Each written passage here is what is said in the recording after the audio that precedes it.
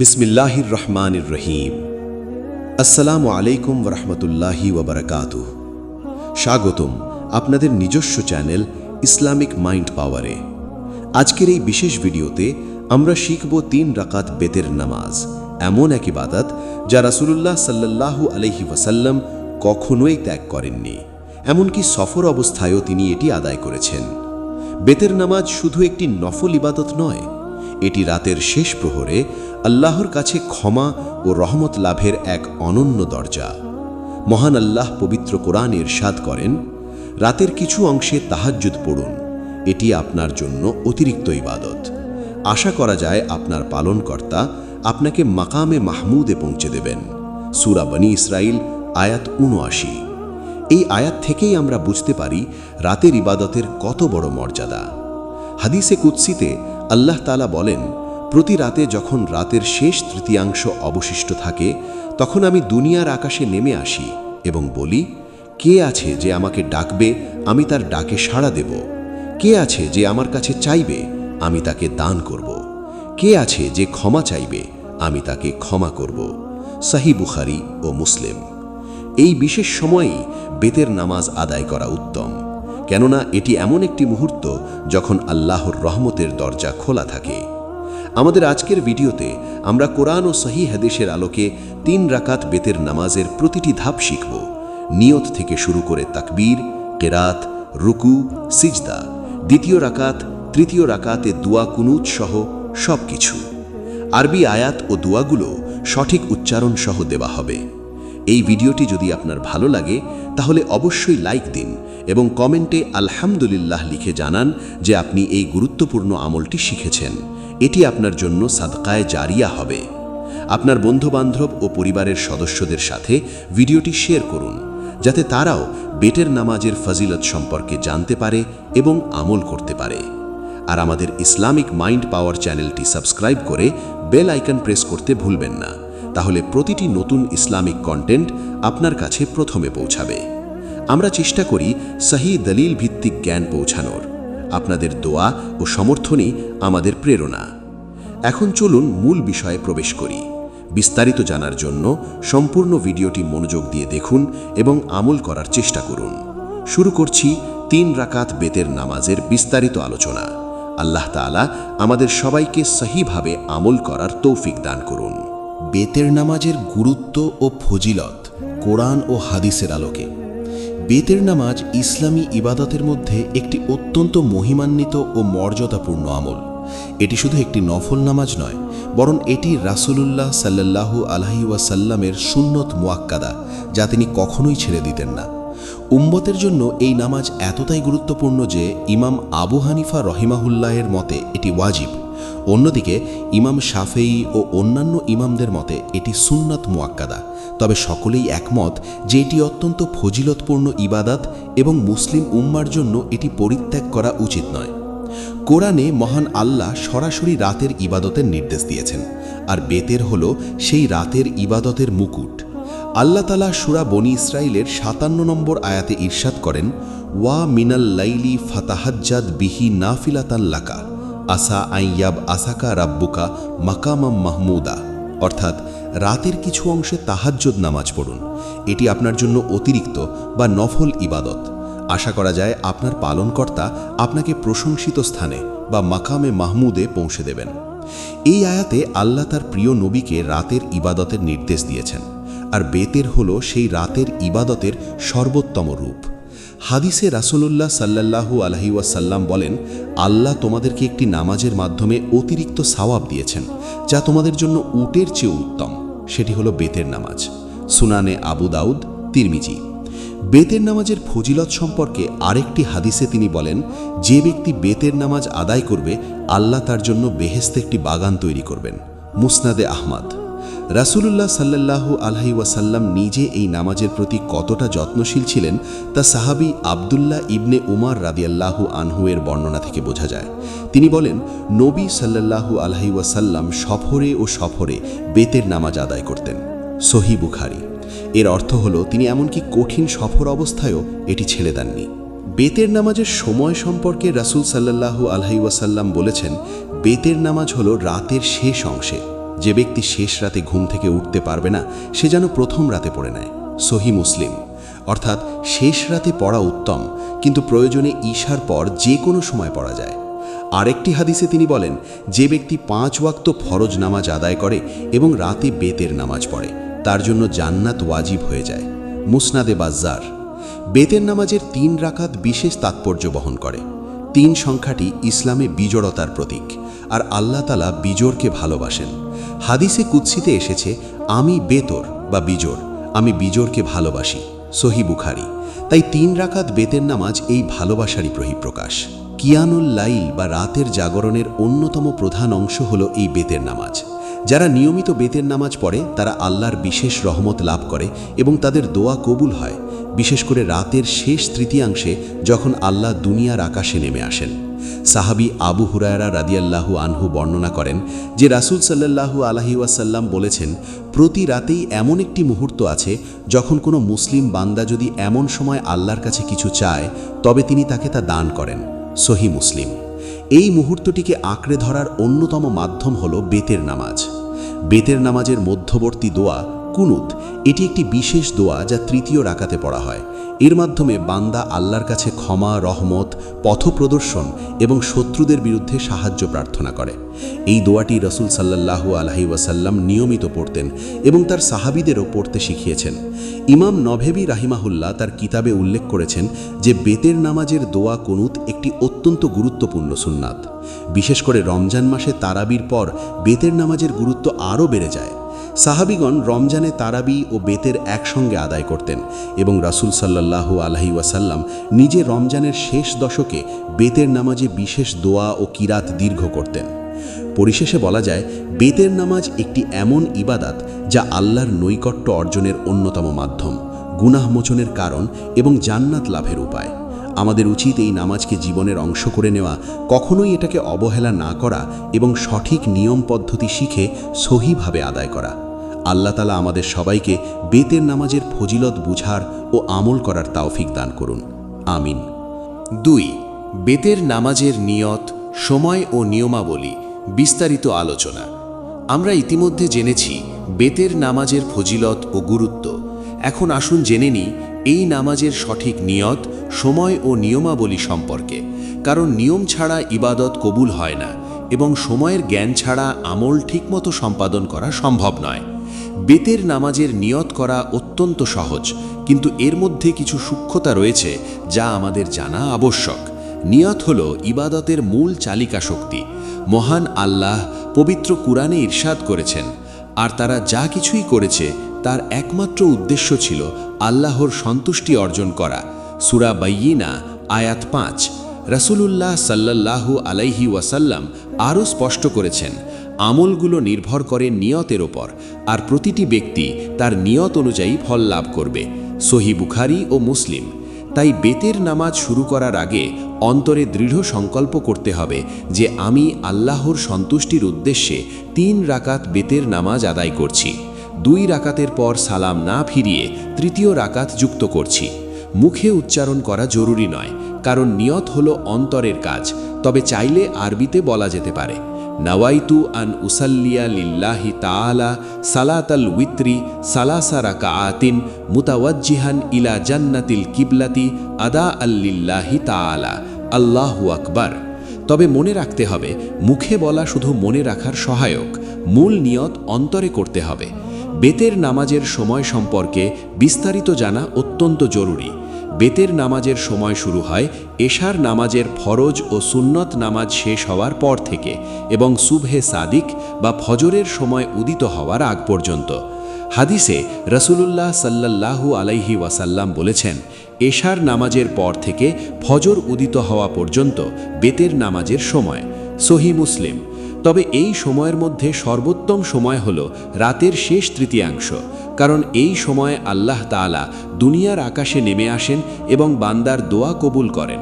সাহাবী আব্দুল্লাহ ইবনে আব্বাস রাদিয়াল্লাহু আনহু থেকে বর্ণিত, রাসূল সাল্লাল্লাহু আলাইহি ওয়াসাল্লাম বলেন, যে ব্যক্তি রাতের শেষ প্রহরে বেতের পড়তে চায় সে যেন তা পড়ে, আর যে ভয় পায় যে শেষ রাতে ঘুমিয়ে যাবে সে যেন রাতের প্রথম প্রহরেই পড়ে নেয়।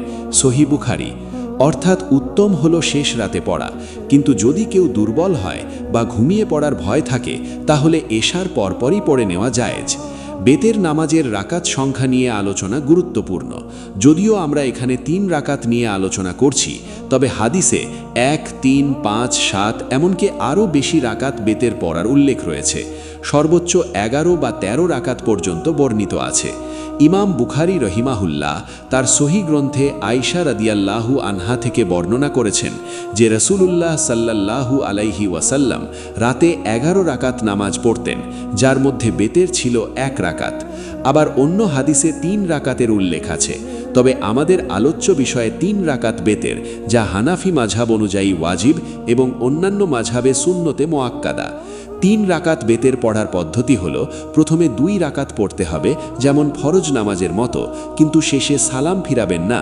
তারপর দাঁড়িয়ে 3য় রাকাত শুরু করবেন এবং 3য় রাকাতে সূরা ফাতিহার পর কোনো সূরা মিলিয়ে তারপর তাকবীর বলে হাত বেঁধে দোয়া কুনুত পড়বেন, অতপর রুকু সিজদা করে শেষে সালাম ফিরাবেন। তবে একটি গুরুত্বপূর্ণ বিষয় হল 3 রাকাতের মধ্যে বৈঠক, অর্থাৎ 2 রাকাত শেষে বসবেন কিনা। হানাফি মাযহাব অনুযায়ী 2 রাকাত শেষে বৈঠক করবেন না, বরং 3য় রাকাতের জন্য দাঁড়িয়ে যাবেন। শাফিঈ মাযহাব অনুযায়ী 2 রাকাত শেষে প্রথম বৈঠক করে আত্তাহিয়াতু পড়ে দাঁড়াবেন। আমরা এখানে হানাফি পদ্ধতি অনুসরণ করছি।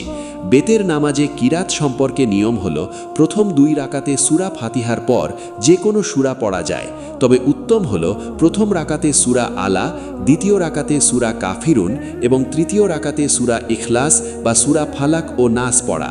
হাদিসে এসেছে রাসূল সাল্লাল্লাহু আলাইহি ওয়াসাল্লাম বেতের নামাজে সূরা সাব্বিহিসমা, সূরা কুল ইয়া আইয়ুহাল কাফিরুন এবং সূরা কুল হুয়াল্লাহু আহাদ পড়তেন। সুনান আবু দাউদ, তিরমিজি। তবে জোর করে নির্দিষ্ট সূরা পড়া আবশ্যক নয়, যে কোনো সূরা পড়া জায়েজ। পুরুষরা উচ্চস্বরে কিরাত পড়বেন, কারণ বেতের নামাজে উচ্চস্বরে পড়া সুন্নত। নারীরা চুপিসারে পড়বেন। আরও একটি গুরুত্বপূর্ণ নিয়ম হল, বেতের নামাজের পর আর কোনো সুন্নত বা নফল নামাজ নেই, অর্থাৎ বেতের নামাজ হল রাতের শেষ নামাজ, এরপর অন্য কোনো নামাজ পড়া যাবে না। রাসূলুল্লাহ সাল্লাল্লাহু আলাইহি ওয়াসাল্লাম বলেছেন, বেতের নামাজকে তোমাদের রাতের শেষ নামাজ বানাও। সহিহ বুখারী। যদি কেউ বেতের পড়ার পরও নফল পড়তে চায় তাহলে সেটা জায়েজ নেই, বেতেরই হবে সর্বশেষ। তবে যদি কেউ বেতের পড়ার পর ঘুমিয়ে পড়ে এবং আবার ঘুম থেকে উঠে তাহাজ্জুদ পড়তে চায় তাহলে সে তাহাজ্জুদ পড়তে পারে, কিন্তু আবার নতুন করে বেতের পড়বে না, কারণ আগের বেতেরই যথেষ্ট। ইমাম নববী রাহিমাহুল্লাহ তার রিয়াদুস সালিহিন গ্রন্থে উল্লেখ করেছেন, বেতের নামাজের এই নিয়মগুলো অত্যন্ত গুরুত্বপূর্ণ এবং এগুলো মেনে চলা উচিত। সংক্ষেপে, সঠিক নিয়ত, যথাযথ সময় এবং নিয়ম মেনে বেতের নামাজ আদায় করলে তা কবুল হওয়ার সম্ভাবনা অনেক বেশি। আল্লাহ তাআলা আমাদের সবাইকে সহি নিয়মে বেতের নামাজ আদায় করার তৌফিক দান করুন। 3 রাকাত বেতের নামাজের সম্পূর্ণ পদ্ধতি, ধাপে ধাপে বিস্তারিত নির্দেশনা। আমরা এখন আসল অংশে পৌঁছেছি। 3 রাকাত বেতের নামাজ কিভাবে আদায় করতে হয় তার সম্পূর্ণ ধাপে ধাপে পদ্ধতি। নামাজের প্রতিটি চলা, বলা ও করা সবকিছুই রাসূলুল্লাহ সাল্লাল্লাহু আলাইহি ওয়াসাল্লামের দেখানো পদ্ধতি অনুযায়ী হতে হবে, কারণ তিনি বলেছেন, তোমরা আমাকে যেমন নামাজ পড়তে দেখো তেমনই নামাজ পড়ো। সহিহ বুখারী। তাহলে আসুন বিস্তারিত জেনে নিই, কোনো ধাপ বাদ না দিয়ে। প্রথম ধাপ, পবিত্রতা অর্জন। নামাজের জন্য অজু আবশ্যক। পবিত্র কোরআনে আল্লাহ বলেন, হে মুমিনগণ, যখন তোমরা নামাজের জন্য দাঁড়াবে তখন তোমাদের মুখমণ্ডল ও হাত কনুই পর্যন্ত ধুয়ে নাও এবং মাথা মাসেহ করো ও পা টাকনু পর্যন্ত ধুয়ে নাও। সূরা মাইদা, আয়াত 6। অজু ছাড়া নামাজ হয় না, তাই প্রথমে সুন্দরভাবে অজু করে নিন। দ্বিতীয় ধাপ, কিবলামুখী হয়ে দাঁড়ানো। নামাজের সময় অবশ্যই কিবলা অর্থাৎ কাবা শরীফের দিকে মুখ করে দাঁড়াতে হবে।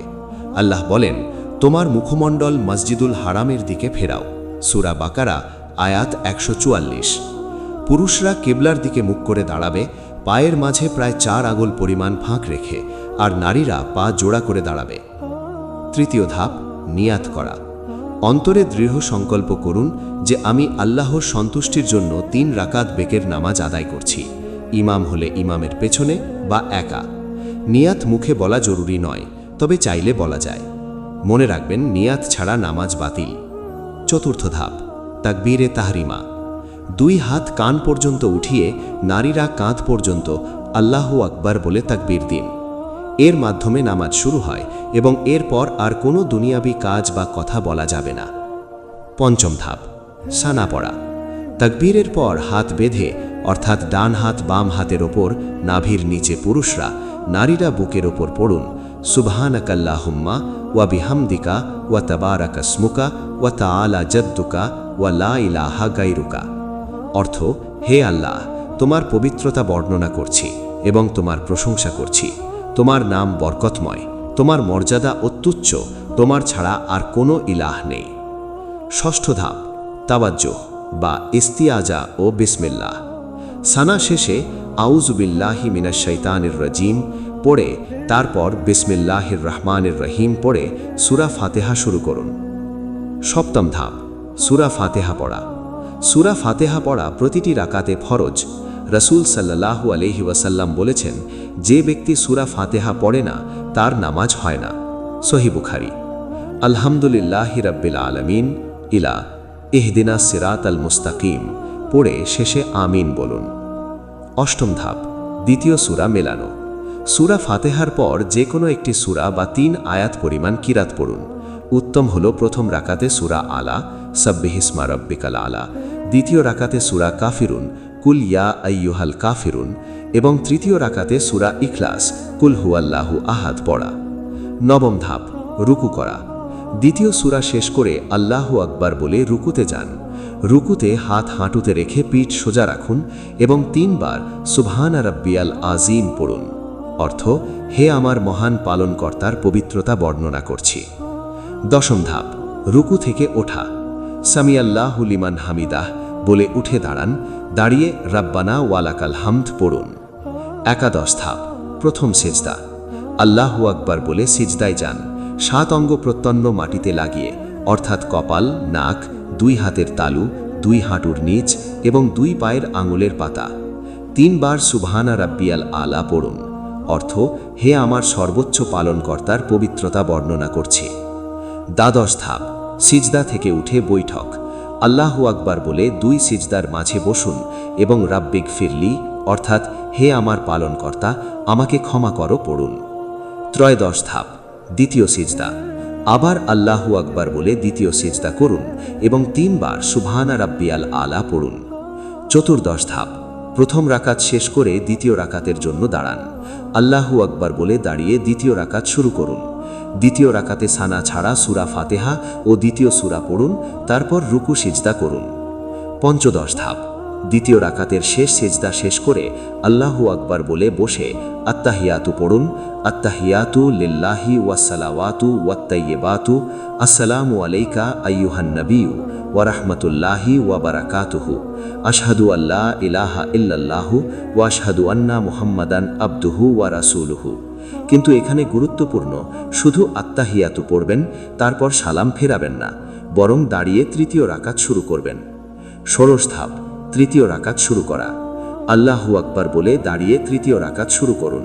সূরা ফাতিহা ও দ্বিতীয় সূরা অর্থাৎ সূরা ইখলাস পড়ুন। 17 ধাপ, দোয়া কুনুত করা।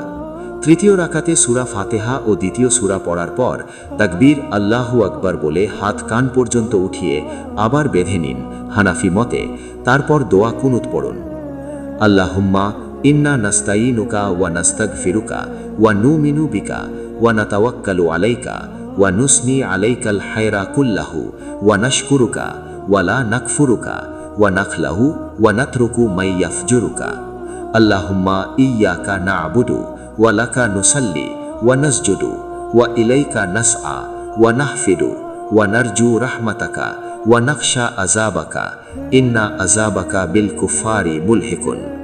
অর্থ, হে আল্লাহ, আমরা তোমার কাছে সাহায্য চাই, ক্ষমা চাই, তোমার প্রতি ঈমান আনি, তোমার উপর ভরসা করি, তোমার প্রতি সর্বোত্তম বিশ্বাস পোষণ করি, তোমার শুকরিয়া আদায় করি, অকৃতজ্ঞ হই না এবং যে তোমার অবাধ্য হয় তাকে পরিত্যাগ করি।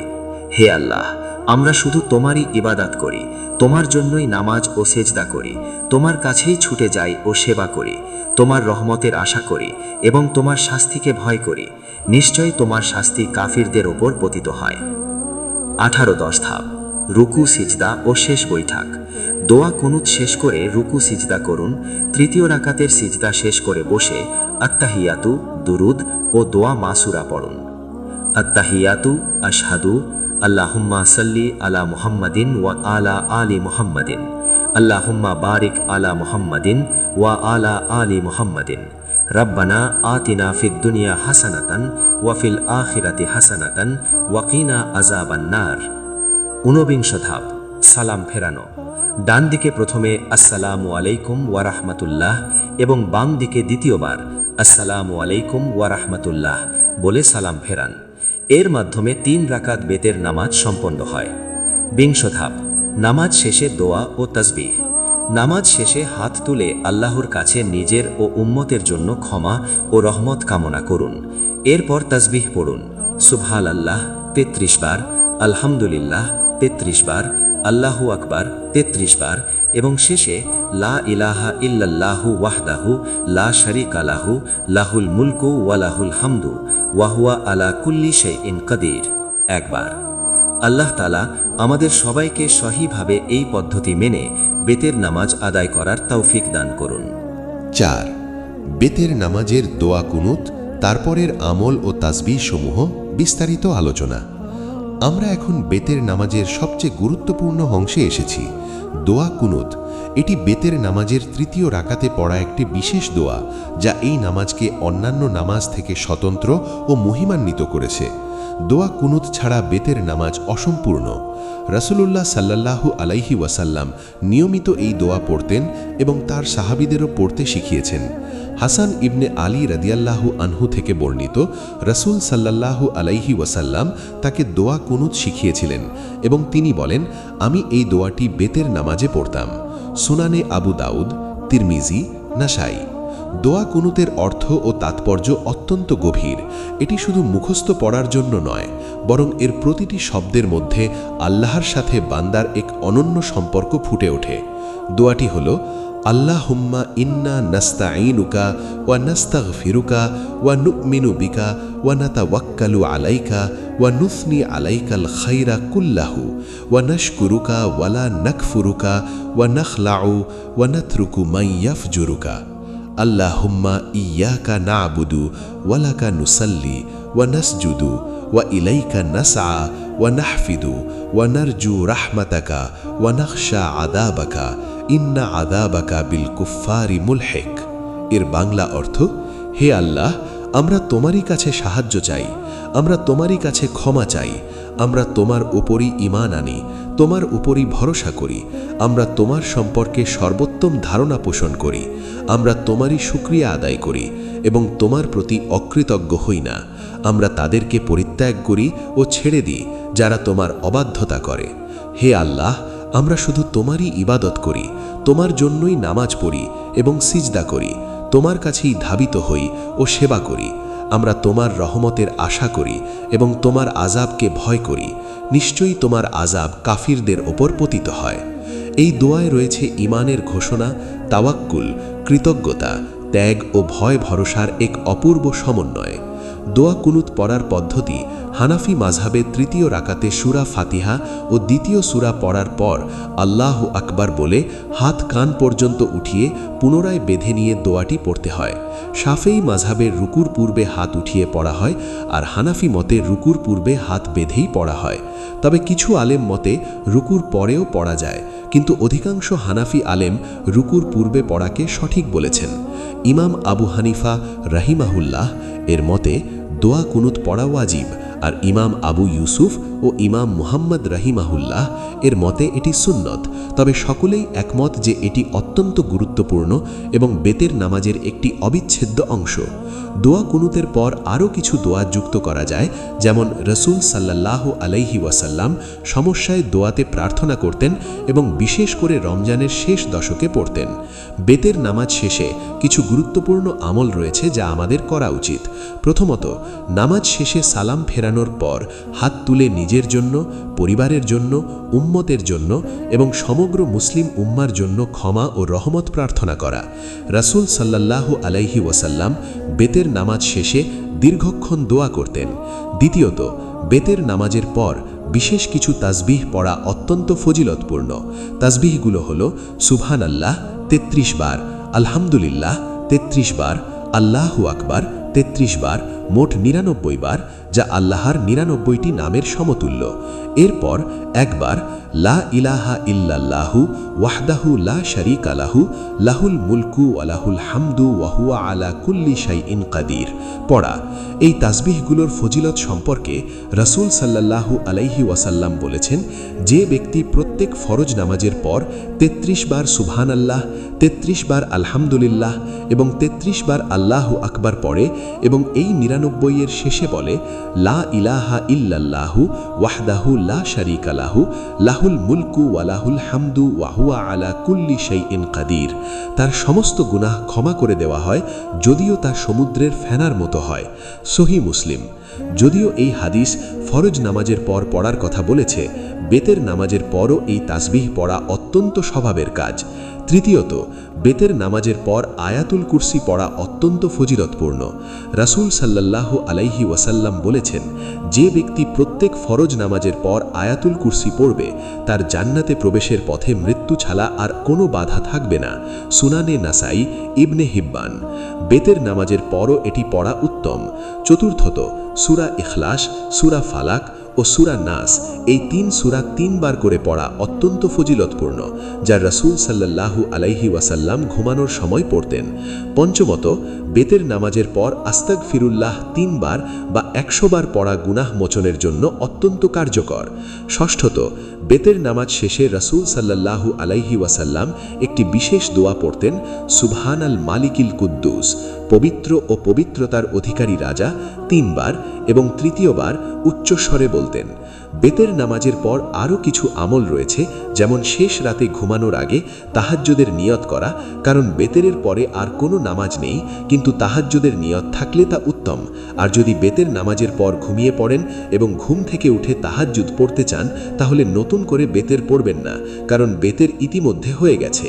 ইমাম গাজ্জালি রাহিমাহুল্লাহ তার ইহিয়া উলুমিদ্দিনে উল্লেখ করেছেন যে বেতের নামাজের পরের এই আমলগুলো বান্দাকে আল্লাহর নৈকট্য দান করে এবং অন্তরকে পরিশুদ্ধ করে। বিশেষ করে দোয়া কুনুতের প্রতি যত্নশীল হওয়া উচিত, কারণ এটি রাসূলের সুন্নত এবং এতে আল্লাহর কাছে বিশেষ প্রার্থনা রয়েছে।